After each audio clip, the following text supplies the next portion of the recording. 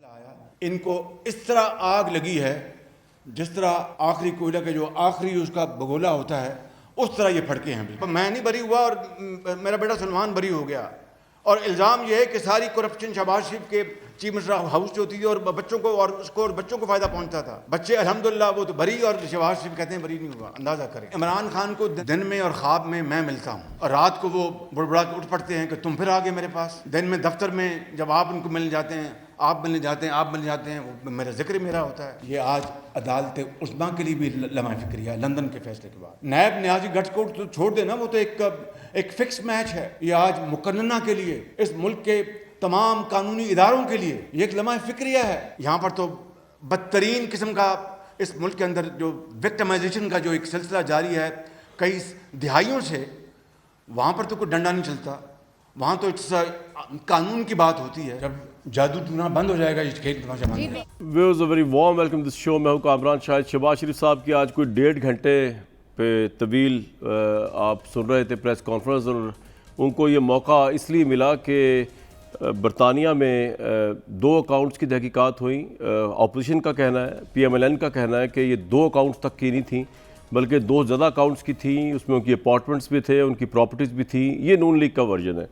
और उन सब की तहकीकात के बाद मनी लॉन्ड्रिंग के हवाले से उनको इल्ज़ामात के हवाले से क्लीन चिट दे देगी। हुकूमत ये कह रही है कि जी ना तो हमने नैब ने कोई ताउन दिया। मेरे सामने अभी नैब का भी एक्सप्लेनेशन आई हुई है। उन्होंने कहा कि शहबाज शरीफ और सलमान के बरतानिया में अकाउंट्स की तहकीकात से हमारा कोई ताल्लुक नहीं है।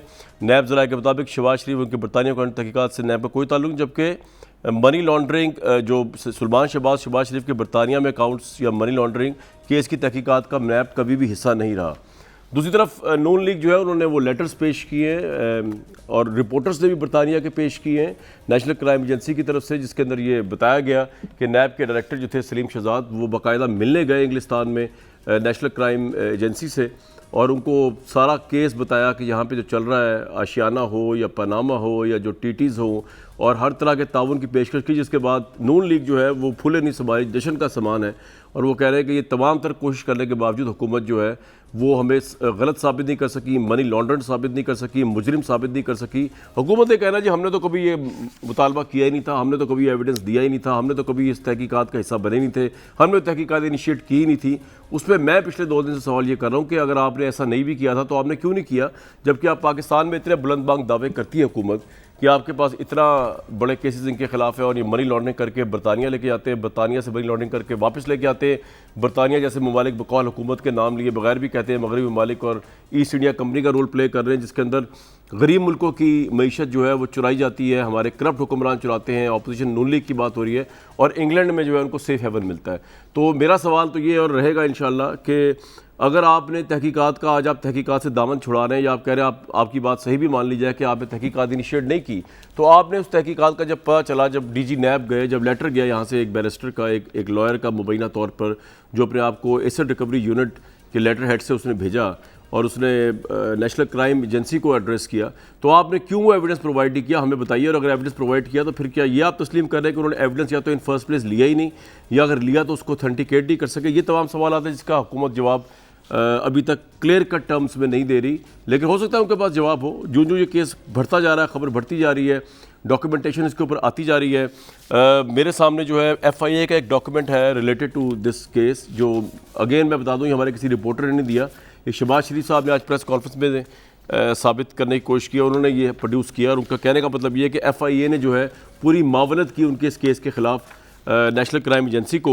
ये शहबाज शरीफ साहब का वर्जन है और उसके अंदर ये लिखा हुआ है FIA ने कि separately from the above in November 2020 the Pakistan federal investigation agency FIA have registered a further case against Mia Mohammad Shehbaz Sharif and Sulman Shehbaz relating to money laundering, forgery, criminal breach of trust and cheating of public shareholders.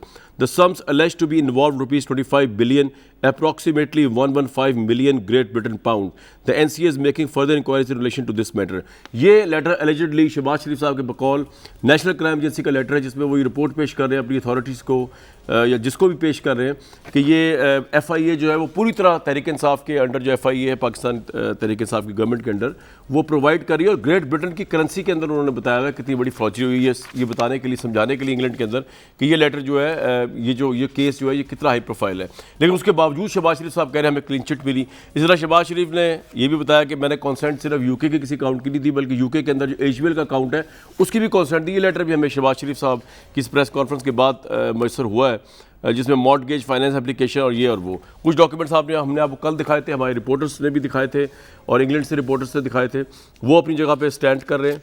Government का version इसके ऊपर जो है वो भी आ रहा है। फवाद चौधरी साहब की पॉइंट ऑफ व्यू में आपको मैं सुनवा देता हूँ। उसके बाद बुनियादी सवाल यही रहेगा कि इस तरह के फैसले, इस तरह के मामला से क्या नून लीग को पजीराई मिल रही है, ख्वाह वो ज़मानतें इनको मिल रही हों, ख्वाह इनको क्लीन चिट्स मिल रही है, इनको लेजिटिमेसी मिल रही है, इनको अवाम में अपनी अवाम में साबित करने का मौका मिल रहा है कि तहरीक इंसाफ की गवर्नमेंट इनके खिलाफ एहतसाब के नाम पर विक्टिमाइज तो इनको करती रही है, लेकिन साबित एक ढीला नहीं कर सकी।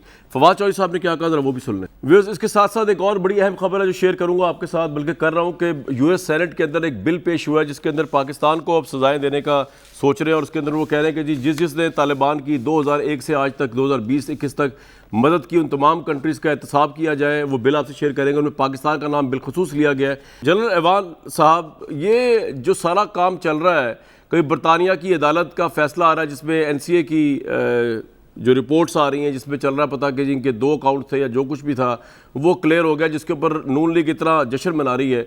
आपके ख्याल में अवाम की परसेप्शन में जिस तरह इनकी जमानतें हुई हैं करप्शन के केसेस में, जिस तरह ये केस को लहरा लहरा के 90 मिनट्स की प्रेस कॉन्फ्रेंसेस हो रही हैं, अवाम की परसेप्शन में तहरीक इंसाफ का एहतसाब का बयानिया ऊपर जा रहा है, नीचे जा रहा है, और ये कहाँ स्टैंड कर रहे हैं? आपको क्या लग रहा है, इनको क्लीन चिट्स मिलती जा रही हैं? UK में एक और शख्सियत वहाँ पे रहती है जिसके बारे में पाकिस्तान के 22 करोड़ आवाम की एक राय है, और वो है अल्ताफ़ हुसैन। वो यहाँ से खाली हाथ गया था, वहाँ पे वो असाइलम सीकर है, और आज वो 8 प्रॉपर्टीज़ का मालिक है उस मुल्क में। और जो हमारे पाकिस्तान में उसने जो कुछ किया, उसके बावजूद जब वहाँ केस टेकअप किया गया और उसके घर की दीवार से मिलियन पाउंड्स निकले, तो क्या फ़ैसला दिया यूनाइटेड किंगडम ने? उन्होंने कहा जी उसकी ज़ाती दौलत है, वो दीवार में रखे या बैंक में, ये उसका ज़ाती फ़ैसला है।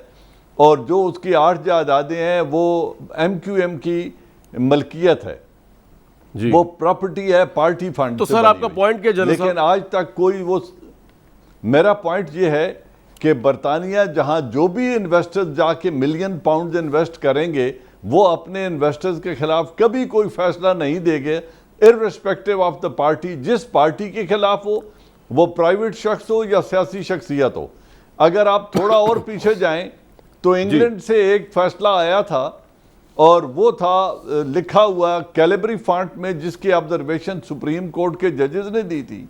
और उस वक्त जो फोरेंसिक टेस्ट होकर उन डॉक्यूमेंट्स का आया था, उसमें भी लिखा गया था कि ये फोर्ज डॉक्यूमेंट्स हैं, लेकिन उनको तो किसी ने तस्लीम नहीं किया, और वो आज तक हमारी अदालतों में पेंडिंग पड़े हुए हैं, और उन पर आने वाले फैसले भी अभी ज़मानत की नज़र हो चुके हैं। तो मैं समझता हूँ पाकिस्तान के अंदर जिन्होंने सियासत करनी है, उनको पाकिस्तानी अदालतों से ही क्लीन चिट लेनी चाहिए और अपनी आवाम के सामने सुरखरू होकर जाना चाहिए।